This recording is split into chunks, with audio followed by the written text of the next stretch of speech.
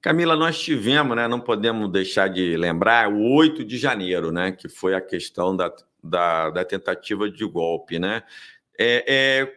Quais ensinamentos que essa tentativa de golpe aí trouxe, na sua opinião, e como evitar uma nova tentativa de golpe de Estado aí? A atuação do Lula, ela foi assim, realmente ele mostrou toda a sua grandeza, né, de estadista, né? Ele foi lá na noite, as pessoas até diziam para ele não ir lá no Palácio do Governo, que podia ter bomba, ele foi e depois reuniu ali com todos os poderes, né, com todos os governadores, teve também no judiciário. Você acha que é por aí ou precisa de mais ações para evitar a punição desses golpistas, né? Como é que você viu isso tudo aí? 8 de janeiro, uma tentativa ousada, né, dos fascistas de mostrar poder, de enfraquecer o governo Lula, né, enfim, cometeram crimes, né, contra o patrimônio brasileiro, contra a democracia. Lula tomou iniciativas importantes. A unidade entre os poderes contra o fascismo é fundamental, né? E o Lula atuou nesse sentido, aquela imagem ali, né, deles descendo a rampa do STF, né, os três poderes brasileiros, assim, né, tem um simbolismo muito forte para a nossa história, né? Agora, nós precisamos entender que a punição a esses crimes é fundamental, né? É fundamental para que não se repita, porque crimes contra a democracia não podem ser aceitos, né? Então, quando a gente fala sem anistia, não pode ser uma palavra de ordem solta. Sem anistia precisa ser um imperativo da nossa ação, da nossa busca, porque a gente não pode naturalizar o fascismo, né, e esse terrorismo que foi feito no dia 8. Então, acho que construir essa ideia de que a nossa democracia, né, ela não pode estar em jogo, ela não pode ser ameaçada, que é isso que eles querem, né, é muito importante.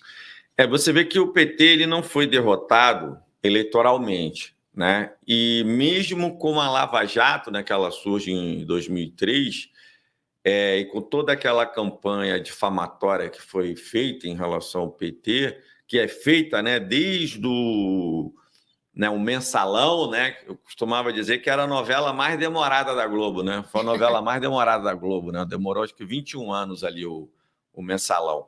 Mas você vê que você acha que tem espaço para uma nova Lava Jato no Brasil? Ou seja, o que eu estou querendo dizer? O aparelhamento de parte do Judiciário, de parte do Ministério Público, de parte da Polícia Federal para um aparelhamento político, ideológico e partidário, para começar a plantar, né, na mídia uma nova campanha de desgaste desse governo Lula 3. Você vê espaço para isso hoje no Brasil? Acho que eles sempre vão tentar, né? A burguesia, a elite brasileira, enfim, vive dessas tentativas, até que uma hora dá certo, né? Então, eles vivem dessas tentativas.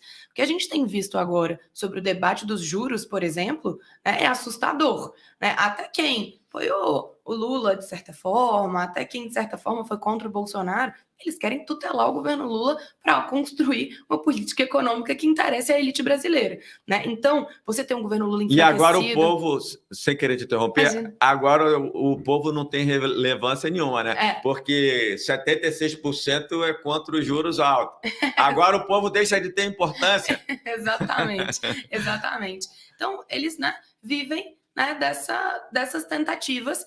Para eles, um governo Lula que não é um governo forte, um governo Lula enfraquecido, é um governo que está sempre precisando, né, desse diálogo com a elite brasileira. Então, para eles, isso é bom, né? Então, por que eu estou falando isso? Assim? Porque acho que a gente precisa, né, compreender aquilo que eu abri falando essa entrevista aqui.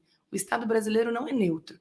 As nossas instituições não são neutras, né? Elas foram construídas de um Estado da elite, da burguesia brasileira, apesar da gente hoje, né, ter alguma democratização, algumas figuras, né, vindas da classe trabalhadora, mas quem tem condição de estudar para passar nesses concursos, quem ocupa esses lugares, né, é uma parcela, né, da elite brasileira, né, e que a luta de classe ela segue colocada para a gente, é desse imaginário que eles vêm, né? Então eles sabem o que a gente significa. A gente, quando eu digo a gente, estou falando do PT, estou falando do Lula, né? Estou falando da esquerda brasileira. A esquerda incomoda aos interesses dessa elite que está acostumada a ser dona de tudo, né? Então, nós precisamos entender isso. O Estado não é neutro, né? Nós precisamos atuar nesse sentido, democratizar esses espaços é fundamental, né? Mas acho também que tem um aprendizado na sociedade, né?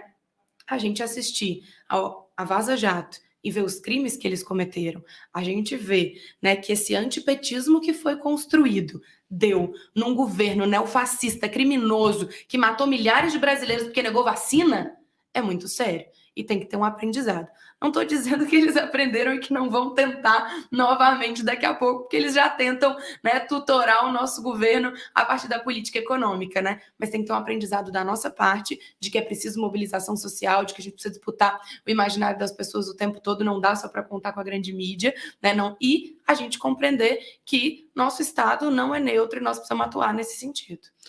Hoje nós temos aí muitos desafios, né? O Lula falou, como você colocou muito bem, a questão dos juros altos, né? Essa polêmica aí com o Roberto Campos Neto aí do Banco Central do Brasil, né? O Bacen. E você tem aí a questão da inflação, né? Que é uma preocupação, né? Tem várias pressões aí inflacionárias, até pela a produção. Tem a questão do desemprego, né? O Lula querendo retomar as obras, né? Milhares de obras aí que foram paradas. Qual você acha que é o principal desafio desse ano para o governo Lula? Nossa, é tão difícil dizer porque são tantos. Não, ou os principais desafios. Num Brasil que foi absolutamente destruído, né? São necessárias muitas ações prioritárias. Acho que o debate ambiental é um debate prioritário e o Lula está dando prioridade a esse debate. Retomar uma política internacional altiva é fundamental, mas matar a fome e gerar emprego, para mim, são as duas principais agendas que a gente tem que fazer.